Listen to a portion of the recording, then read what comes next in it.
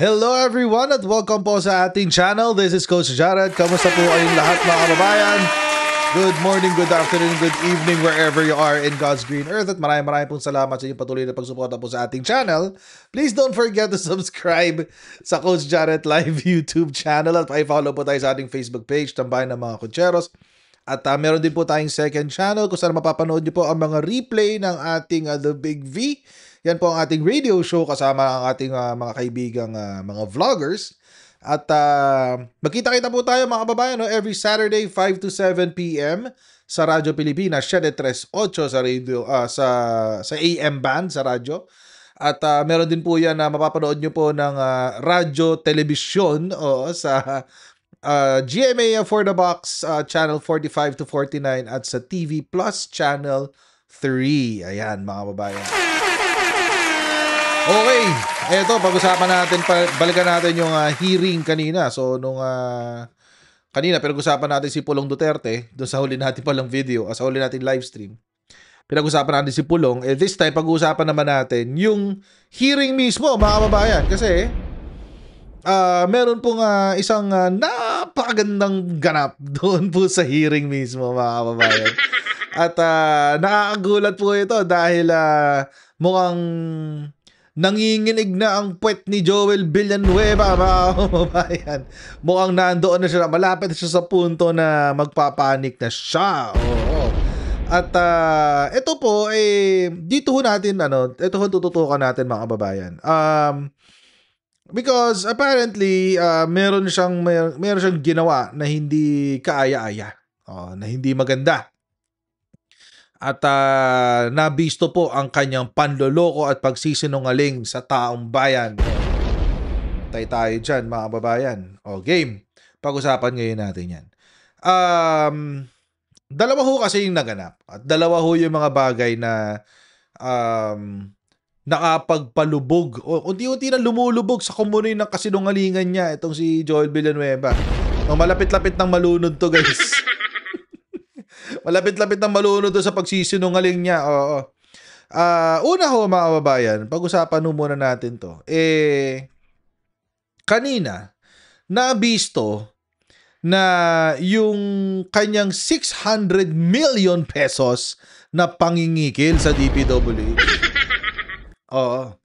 At ito, na-tsempohan sa panahon na iko-kumpirma si DPWE wrestling DPWH secretary si Manuel Bonoan nung panahon na yon. Ito yung balita kanina ho ito sa hearing. Sabi, former Department of Public Works and Highways Manuel Bonoan has been tagged by former agency employee in an alleged kickback scheme involving Senator Joel Villanueva. Ayan na. At dito kumanta ng nasa tono si Engineer JP Mendoza na siyang nagsabi na ang lala nung kwento guys Oo, ang lala nung kwento. Ang hinihingi lang naman itong Senator Joel Villanueva na ito 1 billion pesos. 1 billion lang naman. I'm not talking about million hindi you million with an M, no. I'm saying billion with a B. B as in boy. My goodness. Ang tigas ng face. Yan ang gusto niya kikilin. Tanong natin yung balita mga kababayan. Ito yung balita tungkol dyan. Kaugnay pa rin sa Senate hearing tungkol sa flood control projects, ipinaturo ni Senador Joel Villanueva kung saan sa national budget nakalagay ang proyektong idinidikit sa kanya ng isang engineer. Wala roon pero nasa unprogrammed na bahagi pala ito ng national budget. Ayun. Ipinakita rin ni Villanueva kung gaano kadali umunong mameke ng mga mensahe sa cellphone para pabulaanan ng umunoy mensahe niya na nagre-request ng dagdag pondo. Nakatutok si Sandra Aguinaldo. May second part natin. Sa pagdinig kanina ng Senate Blue Ribbon Committee, kinompronta ni Senador Joel Villanueva ang mga dating DPWH engineer na sina JP Mendoza at Bryce Hernandez na nagdawit sa kanya sa maanumalya umanong flood control project. Sabi ni Villanueva, wala siyang kinalaman dito. Binalikan ni Villanueva ang umano'y screenshot ng disappearing messages na ipinakita ni Mendoza sa pagdinig noon ng Kamara na umano'y usapan ng Senador at dating DPWH Bulacan 1st District Engineer Henry Alcantara noong October 2023. That time po, ang sabi po ni Boss Henry, nagre-request daw po si Senator Joel ng pondo po. Yun. Ng almost parang ang pagkakabanggit ni Boss Henry is 1.5 billion. So balit doon sa parang na pumasok sa conversation po na napicturan, isang kayang ialat lang po sa kanya ni Secretary Bonoan is 600 million. Totoo naman I'm po. sorry, Mr. Chairman. There's nothing there. Kahit na picture lang yung pinicture mo, there's nothing there that states that, is this a new allegation that you're talking about?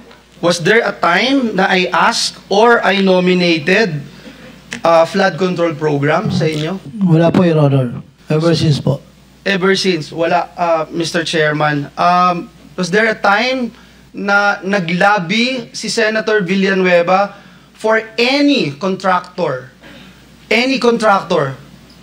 na in-endorse, pinakitaan ng pabor, or nilabi sa iyo, Mr. Alcantara? Wala po, Your Honor. Si Alcantara pala kausap niya dito. Oo.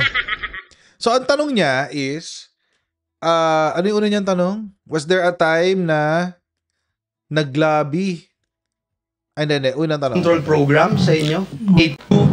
New allegation that you're talking about? Was there a time na I asked or I nominated flood control program sa inyo? Wala po, Your Honor. Ever since po. Ever since, wala, Mr. Chairman.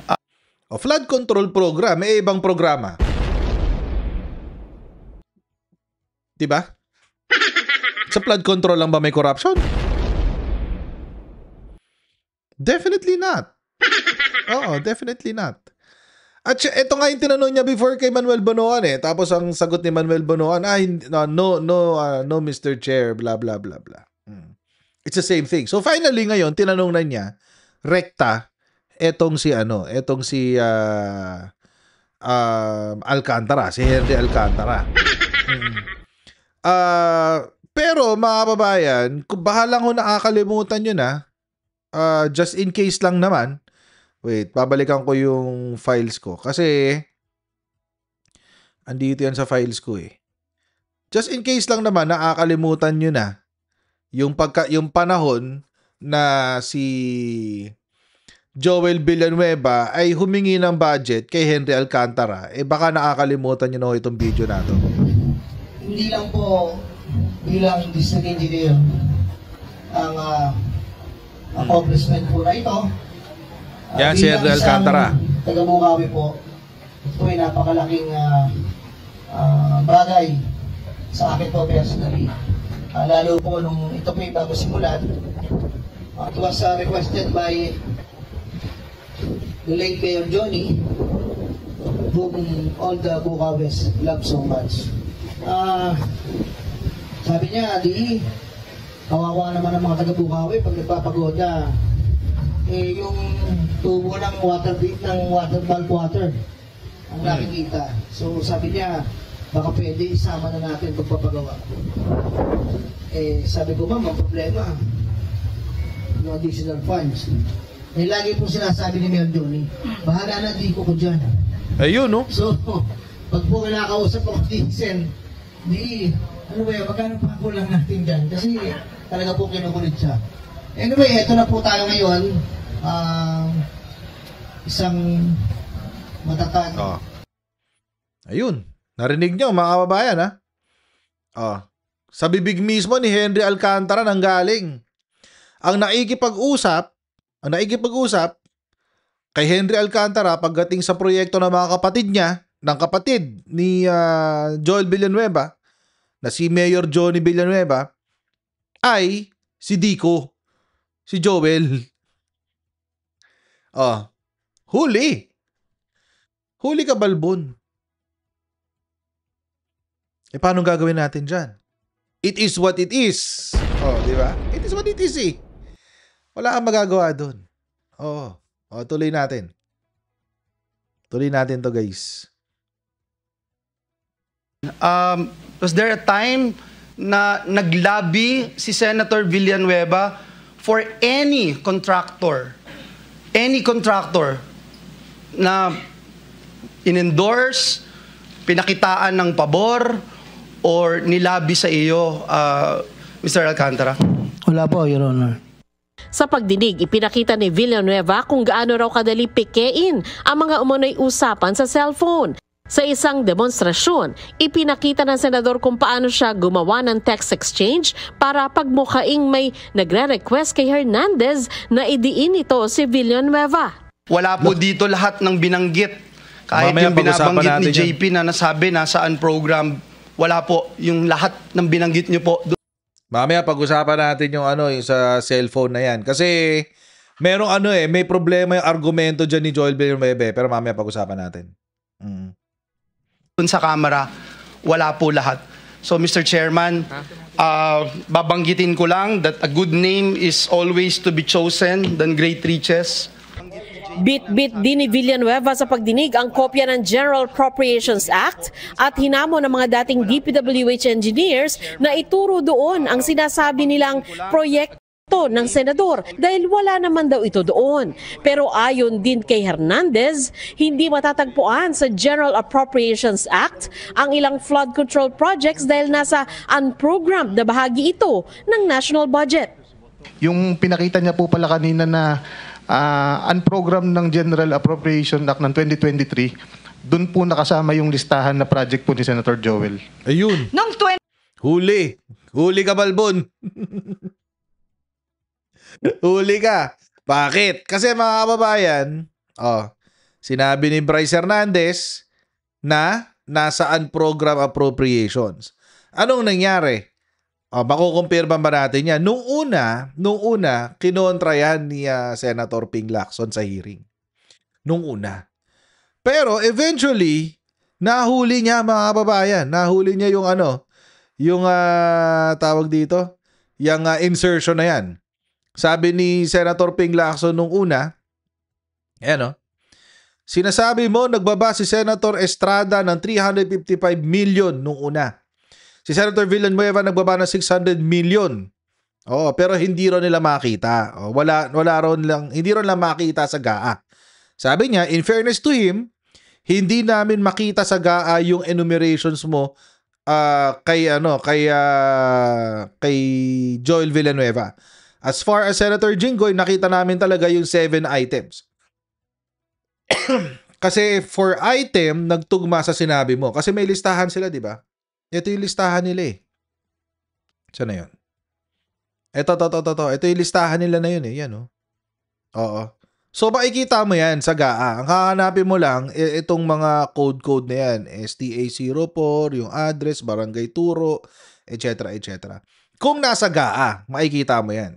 Okay. Anong sinabi ngayon ni Senator Ping Lacson? Ang sinabi niya, Hernandez later explained, sabi ni Bryce Hernandez, yung narinig natin kanina, na nasa unprogrammed funds daw yung pondo. Sabi ni Hernandez. May problema.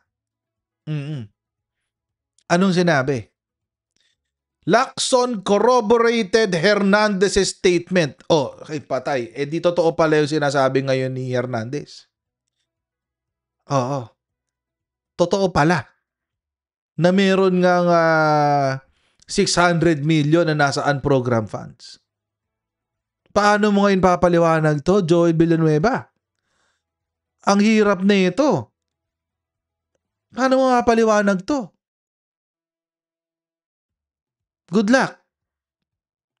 Seriously, good luck sa'yo, Joel Villanueva. Oo. At ito ngayon, ang pag-uusapan doon sa susunod na hearing. Patay ka. Hindi ka pa tapos magpaliwanag, Joel Villanueva. Alam niyo kasi ang problema kay Joel Villanueva, ang hilig niya maglinis ng sarili niya. Wala pa sa tamang panahon, nililinis na niya yung sarili niya. Oo. Ito ngayon yung pangalawa, mga kababayan. Ito ngayon yung pangalawa. Si Joel Villanueva, may ginawa doon sa kanyang cellphone. Oo. Naalala nyo kasi mga kababayan, nung nakaraang linggo, si Joel Villanueva ho kasi, nabisto na may mga ganitong klase messages. Ayan o, ayan o, ayan o. Ayan. Kong or something, something. Kong or just a CA member. Yes, boss, I will. May atraso DPWH sa akin. So if he treats me na isa lang issue, he is not respecting me. Sabi niya, ayan, Sen Joel, nakasulat to. Oo. Mga kababayan, napatunayan na ho natin na si Joel Villanueva ay nakikipag-usap kay Alcantara. Oo, sa pamamagitan nitong testimonya niya dito. Ulitin natin ha. O, ayan ha. Yan. Pag po kinakausap ako ni Sen, ano ba yun, magkano pa ako lang natin dyan? Kasi pag kinakausap daw siya ni Sen, DE, magkano pa ako lang natin dyan. Yun. Yun ang sinasabi. Okay. So, it's already established na si Joel Villanueva ay nakikipag-usap kay DE Alcantara. Sure na yan. Wala nang question mark dyan. Ngayon, ang gustong gawin ni Joel Villanueva is i-debunk itong text messages na to. Oo. Mga kababayan, according to testimony ni JP Mendoza at saka ni Henry Alcantara, itong picture na to was taken sometime in 2023. 2023 pa ho yan, mga kababayan. So, anong ginawa ni Joel Villanueva? Anong ginawa niya? Ang telepono at di umano ito ay conversation ni Joel Villanueva at isang Henry Alcantara. At nakakalungkot man na kahit ito'y isang picture lang from a different phone, parang tinanggap na gospel truth dun sa camera, no? May ipapakita rin akong picture sa iyo, Bryce. Alam mo, Senator Joel Villanueva, hindi siya gospel truth because it is stand-alone. Oo. Kasi corroborated siya. Ibig sabihin, may nagpapatunay doon sa messages na yun. At ang nagpapatunay doon ay si Alcantara mismo. Anong sinabi ni Alcantara? Ito, ayan, sa mga messages na yan. Anong sinabi ni Alcantara? Ito. Saan ba yun? Ayan. Alcantara did not deny the Viber messages, but said the senator was only requesting a multi-purpose building from Bonoan at the time and sought a follow-up. Wow! 1.5 billion pesos worth of multi-purpose hall? Multi-purpose building? 1.5 billion pesos ang halaga? My goodness, ang tigas ng mukha mo, Joel. Tuloy natin. Pakitignan itong picture na to. Yan na. Pakilakihan.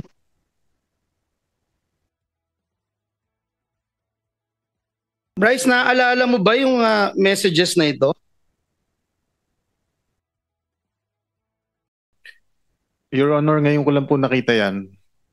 Wala po ako nababasang ganyang messages po. Numero mo ba yan na nakikita sa telepono? Numero mo ba yan? Numero ba ng congressman yan?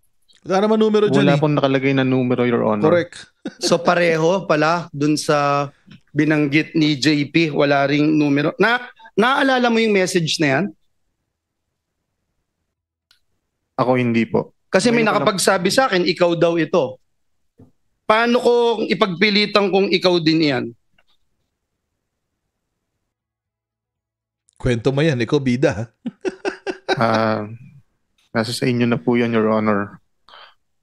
Pero hindi ikaw yan. Hindi po.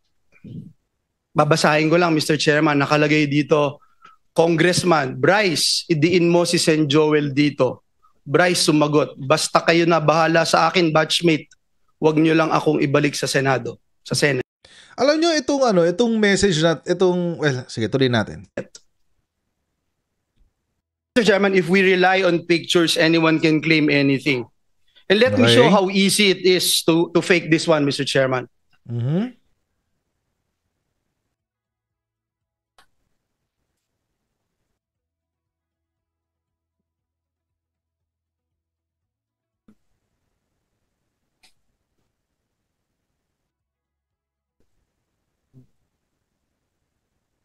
20 seconds, Mr. Chairman. Anong 20 seconds? Naka-fast forward yata yung video.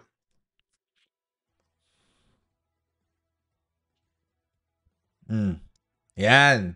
So mga kababayan, dito at this point, parang pinapakita ni Joel Villanueva na yung mga kumalat, yung nag-viral na pictures na ito, na siya ay naikipag-usap kay D.E. Alcantara, kay Henry Alcantara, ay mga fake. Oo.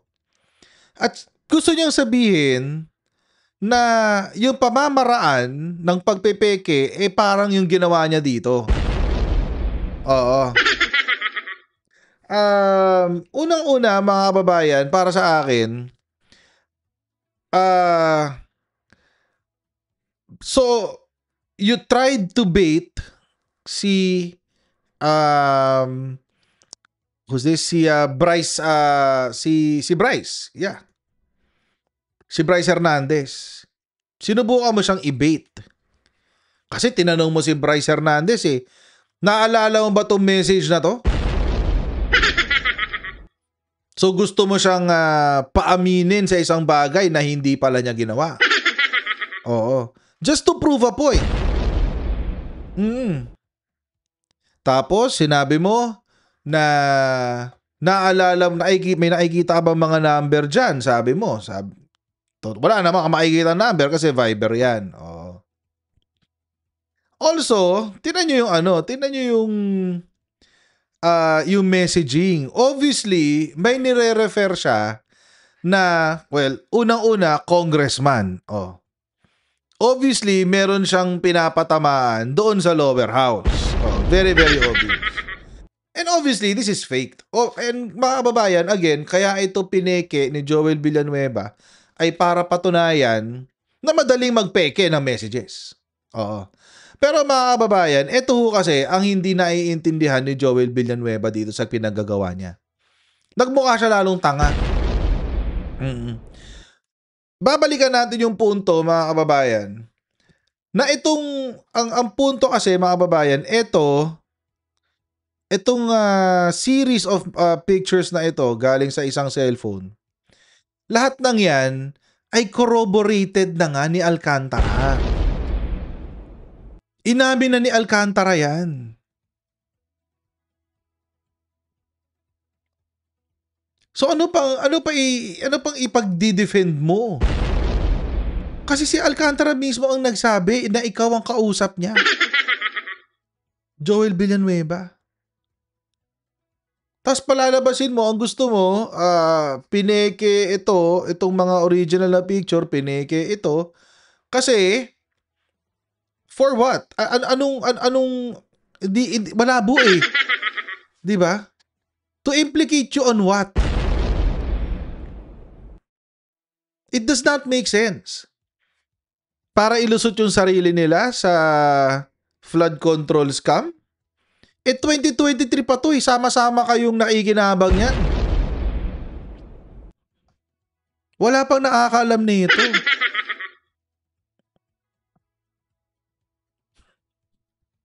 At saka ang weird ang disappearing messages nyo 1 hour. 1 hour ba yan?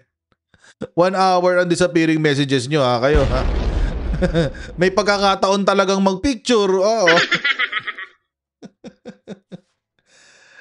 Oo. Ganun o yan. Wala pang flood control issue noon. Nangyari na to.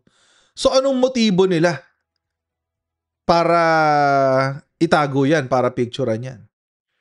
Maliban na lang mga kababayan, para kung nagkaipitan, meron silang panglaban. Meron silang panglaglag. Para kapag nagkabulilisuhan na, nagkabistuhan na, at wala na kaming lusot, we'll take down the ship with us. Hindi lang kami ang babagsak, kasama kayong lahat. Nito na nga yun nangyari na yun. Nagkahulihan na. O di magkakalaglagan na lahat. Ito na yung pagkakataon na yun. Mahirap ilusot to, Joel Senator Joel. Ang hirap ilusot na ito. Kasi nga, corroborated siya. Sa kwento na to, si Joel Villanueva lang ang kumukontra. Wala nang iba.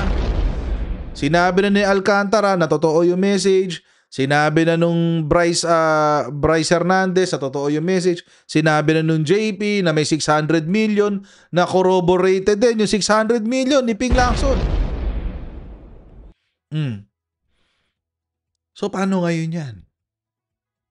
Si Joel Villanueva lumulubog na sa sarili niyang kasinungalingan. Alam niyo mga kababayan,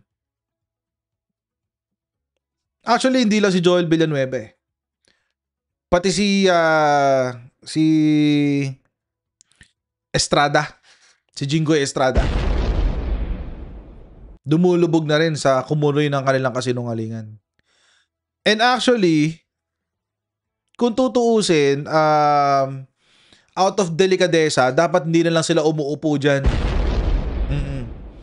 Kasi ginagamit nila yung Blue Ribbon Committee para maghugas ng kanilang sariling pangalan. Hindi naman makakasagot ng rektahan yung mga engineer dyan eh. Syempre kayo juice-juicean dyan sa Senado. Pero kung dadalhin nyo sa isang lugar na patas ang lahat, walang ibang pag-uusapan, patas lahat, all things being equal, I would think aamin sila na si Jinggoy Estrada at si Joel Villanueva ay meron talagang kinobrang 355 at 600 million pesos worth of projects. Pati nga yung picture, na-corroborate na eh, yung picture ng lamesa eh. Si Henry Alcantara din pala yun. Nabisto rin siya. So mga kababayan, unti-unti na ho natin nabibisto kung sino talaga ang tunay na actors dito sa flood control scam. Si Saldico, nagtatago na. One of these days, kakalad ka rin yan pa uwi. One of these days. Si Jinggoy Estrada, nabisto na. Joel Villanueva, nabisto na. Si Cheese Escudero, nabisto na din. Sino pa ba ang mga big fish na kailangang idamay dito? Kailan lalabas ang mga ebidensya laban kay Bongo? Kailan lalabas ang mga ebidensya? Kailan tatama kay Pulong Duterte ang mga hearing nato? Kasi siya yung pinakaunang merong flood control scam. Nakakahalaga ng 51 billion pesos.